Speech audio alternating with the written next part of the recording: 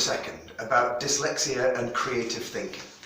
A lot of people talk about dyslexia as though if you're dyslexic, you're very creative. But is there any evidence to show this? Is there any evidence that we have to say that actually, yes, if you are dyslexic, you're going to be more intelligent as a creative person? Well, there's a couple of things we can point to.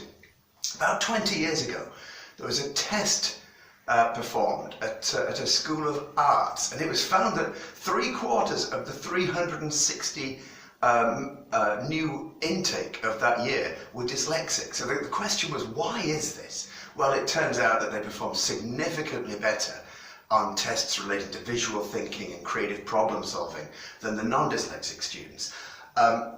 There was also a test done a few years ago in France and Belgium which showed that the students with dyslexia performed significantly better on something called the Torrance test for creative thinking. Now, the Torrance test for creative thinking is a standard and well-respected test for how creative you are. People with dyslexia typically perform higher on this. In the 1970s, a test was performed to show that people with dyslexia have far better interpersonal relationship intelligence, so interpersonal intelligence and verbal intelligence as well. Dyslexic students were also shown to have a better grasp of what we call secondary information. Now, secondary information is effectively when you're given information, there's the core of the information, the primary information. The secondary information is the stuff that's outside that. Secondary information, the ability to grasp secondary information, is a key component of creativity. Dyslexic people have got far more of an ability to grasp this secondary information than other children. The same with various different studies that have been made into creativity in schools throughout England. The Torrance test and other creativity tests have been applied to people with dyslexia, and those with dyslexia always, on average, come out better than those without dyslexia.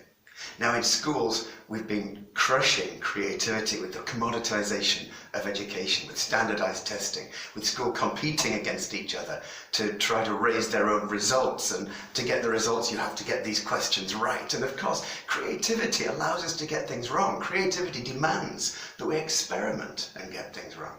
And so the school system itself appears to be set up to harm people with dyslexia.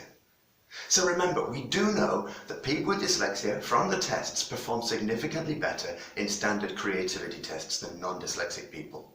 They tend to have a higher interpersonal intelligence and a higher verbal intelligence. Tests have shown this, and it's not surprising. If you're not very good at reading and writing, you're going to develop your verbal tests. They tend to be very good at visualization, we know this, and they also tend to be very good indeed at understanding secondary information. These are key things to mastering creativity.